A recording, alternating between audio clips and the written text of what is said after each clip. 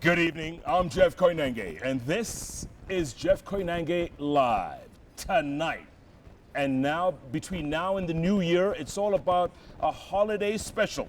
We're going to featuring guests here that are just going to make us feel in the holiday season, like my guest today. The other day, my good friend Chand, who owns a bookshop at Yaya Center Bookstop, called me and he told me, speak to this young lady. Put me on the phone. And sure enough, a young American lady who had come to Kenya in Africa, backpacking back in 2006. She was 24 years old then. It took her 6 months to backpack throughout Africa. We'll talk about that in a while. But to cut a long story short, she's originally from Atlanta. So some friends in Atlanta told her, when you get to Kenya, get on a matatu, go see my people. She ended up in Meru. Fell in love with the place. The people welcomed her like a lost child. Spent about 3 weeks, went back to America eventually, but the thought of Meru wouldn't leave her mind. A few years later, she came back and spent several months in Meru with a particular family who just happened to be a general during the Mau Mau Revolution. After a few months, she went back to America, and this is what she produced. The Boy Is Gone. Story of conversations with the Mau Mau general. And the reason why I want to talk about this book and the author is because, yes, it is holiday season. You may want a last-minute Christmas gift. But more importantly, anybody who wants to know about Meru involvement in the Mau Mau War, which is hardly ever told, this young lady talks about it. In fact, there's a review. I've got to read this. It says, anyone wishing to broaden their understanding of what lies beneath the veil of stereotypes and Hollywood distortions of Africa should read this book. This Boy Is Gone. Incredible book. Conversations with a real Mau Mau general. He didn't live to see the publishing of this book. It was published a few months ago. But I tell you, wherever he is, I'm sure he's very happy. It's a great book, great conversation. Great writing, and I recommend you to buy this book. The author, Laura Lee Huttenbach.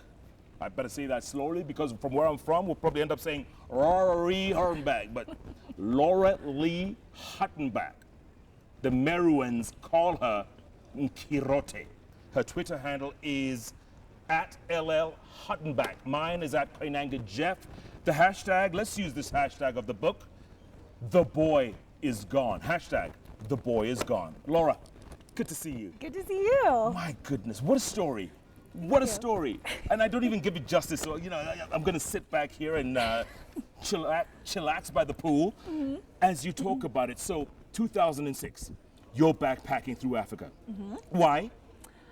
I couldn't really get a picture of the place. Like, I read National Geographic and the New York Times, but all the images that I was absorbing from the continent just were either sad, scary, or confusing. And I just couldn't picture what it was like to talk to someone. And one of my best friends was doing Peace Corps in Lesotho. And she called me and said, what are you doing next year? And I said, I don't know. And she said, why don't you meet me in Lesotho and let's backpack in Africa. So I thought that sounded like a good idea. And you said, where is Lesotho? Yeah, exactly. First I had to confirm. I'd already sent her a package, like a care package, I had sent her microwave popcorn. And she lived in a tin roof shack without electricity, so I'm sure she really appreciated getting microwave popcorn in this care package. And so I'd already confirmed with the post office that Lesotho was in fact a country. So you fly into Johannesburg. Yes. And you spend a few days? Just one night. And then straight through to Maseru. Straight to Maseru. Yeah. And then you met up with her? Yep. Her name was Texas. You're kidding, right? No. Okay. Her real name. Right. So you meet up and you spend some time in Maseru and you decide, I'm going to do the rest of the continent. I'm going to take off. Exactly. So and you did? I did. It's by public transport. So come on. On your own? Half the time with Texas and half the time on my own, basically. We both wanted to do different things, and so we would split up and then choose a village to meet back up, and I would get off the bus and say, does anyone look like me here? And then they would, oh yes, she arrived earlier. She's staying in that hostel over there. No. So from Maseru, where'd you go? From Maseru, I went up through Mozambique, I cut across, I didn't really spend any time in South Africa at all. Cut across Zimbabwe, went into Zambia, Malawi, Tanzania, Uganda, passed through Kenya to go to Uganda, and then crossed back on the border. And it was dusty season then, it was dry season, and so my face was just caked with dirt, and I was wearing sunglasses, and when I took off my sunglasses, I just had like 2 white eyes. And crossing the border from Uganda to Kenya, I handed my passport to the border official, and he looked at me and he goes, "Oh, you look very nice." And I was like, "What? Like, I feel so dirty, you know, like I'm really," and he goes, "No, what I say is if I want to find a wife, I must go to the farm and find her digging. And if she looks fine then when she is fresh, she will be so nice." And so he said, I look at This you. is the guy stamping your passport. Yeah, exactly. Yeah. And so I'm like, I have to be respectful, you know, but he said, yeah, so basically he looked at me and I can see that you're dirty, but he thought I had potential. So So he likes dirty women. apparently, yeah. Oh, okay, Yeah, okay, I didn't okay. confirm, yeah. So you get back into Kenya. Yep. And because you had promised your friend you were going to visit his family, Yes, you got onto a matatu. at tea room. Come on. At tea room. Tea room here? Yep, tea room. And I think I got on 3 or 4 different matatus. The journey from tea room in Nairobi to Meru, well, I was stopping by she was very specific as the side of the road by Equator. And that should take, 3 hours? It took 8 hours. This woman, her name was Bernice, she waited by the side of the road for 8 hours for me until I arrived. Yeah. And did it break down? I mean, it broke down several times, got stranded, had to switch matatus. On the last leg of the final matatu, this old man gets on carrying a crate of baby chickens, and he says something to me in Swahili, and I don't understand, so I just give a thumbs up. And he gives me a thumbs up and places his crate of baby chickens in my lap. I'm like, oh, I didn't know I was committing to that. Thumbs but up. yeah. So, and the other funny part of that is that before I left Atlanta, this man Wilson Mugambi, whose friend we had that mutual friend. He told that his family that a young American ambassador was coming to visit. And so I think they were expecting maybe a diplomatic motorcade or something, I don't know. But I showed up with chicken feathers, like coming off the matatu, and I just, it was me. And they welcomed you. I mean, there was a welcoming committee. So warm, yeah. There's 3 of them there, and then that's when they told me that this very important man that they called the general, he was also called Mwalimu. He was a primary school teacher. He was also called chairman. He was chairman of Njuri Ncheke, which is the traditional, council of elders, and also chairman of the Yetu Sacco. Then it was called the South Mentiti Sacco. So he was either chairman, Mwalimu, General Nkungi, or general. But his real name was? Jaflet Tambu. Jaflet Tambu. Or Kithinji Kingua Jaflet Tambu. All those names. So you finally met him? I did, and we met at a restaurant called Texas, not to be confused with your friend. With my friend. Or the state. Exactly. It's called a Texas Makudi bar in Nkobo. And you're making this up, right? It's still there. It's still there. Texas. Texas. And we shared a dinner of nyomachoma and ugali and sukuma wiki, and we just started swapping travel stories. He said, tell me about your journey so far. And I told him one of my favorite countries was Zimbabwe, and I stayed with a family on a farm there that I met a woman on a bus, and she invited me back. Actually, she was going to a funeral, so it was kind of a sad occasion. And I'd never been invited to a funeral before. So you went with her? I did, and to a rural community, and they taught me how to sweep the yard.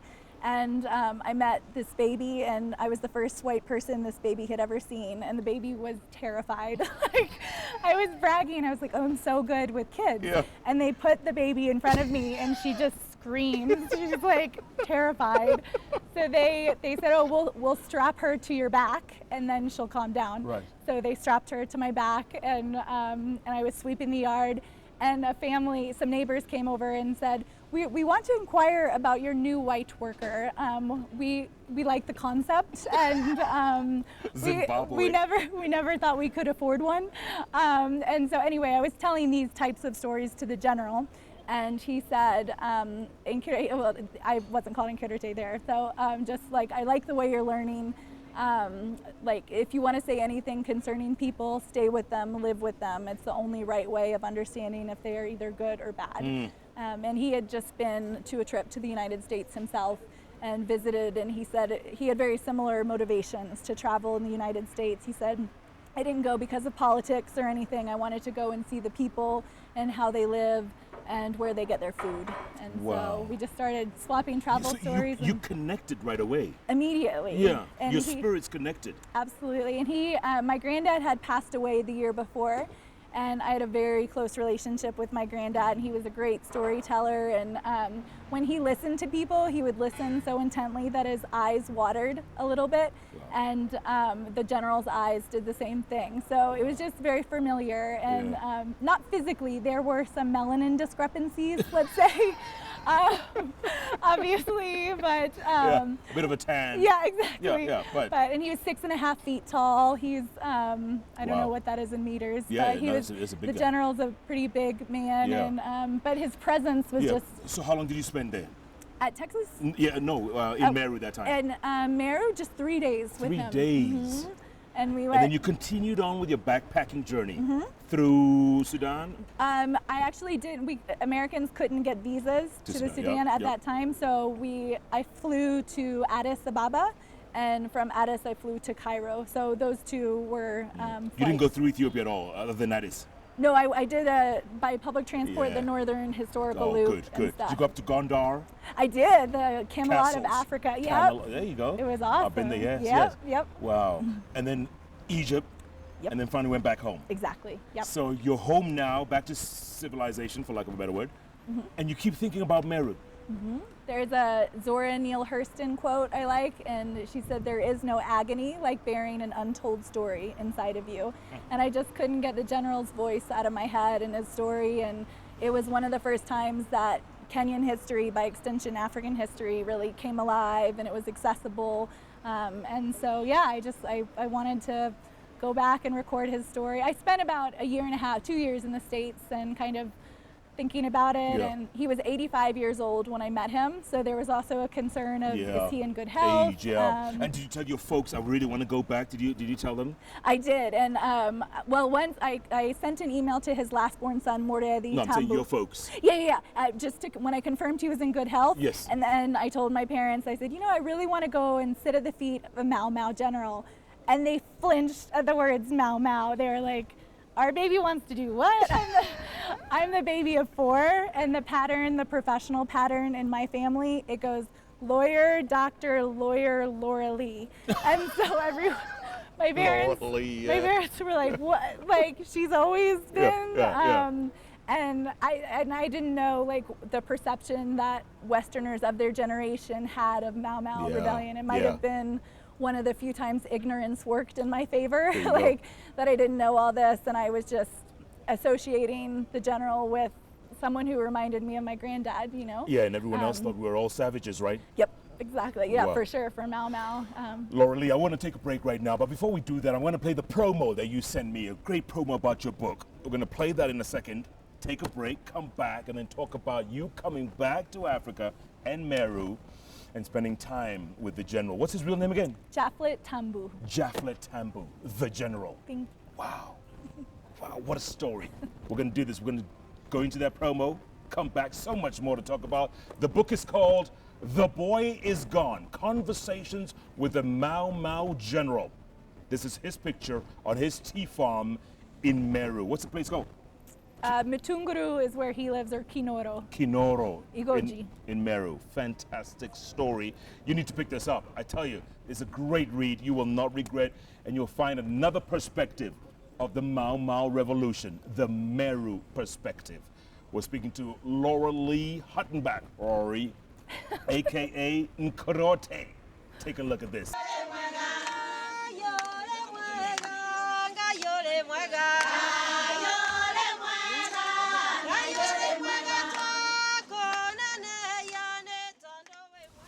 I'm Laura Lee Huttenbach. My book is The Boy Is Gone, Conversations with a Mau Mau General.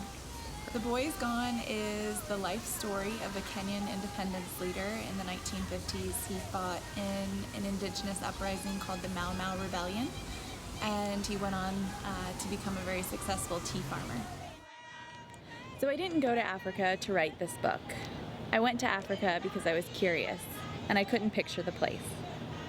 Before I left the States, I wanted to read a book that made me feel like I knew a person from the countries I'd be traveling in, but I couldn't find one. When I met the general in Kenya, who was 85 years old at the time, his stories transported me back to his childhood, when he grew up wearing a goatskin loincloth. But today he stood before me wearing a business suit and polished dress shoes. I wanted to know how that transformation had occurred.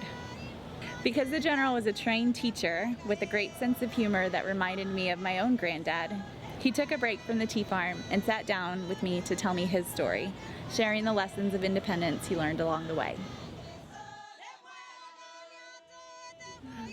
So for people who are looking for an accessible book about Africa, or for people who want to meet an exceptional man who just happens to be from a place that is stubbornly stereotyped, I hope that you pick up my book and let me introduce you to the general.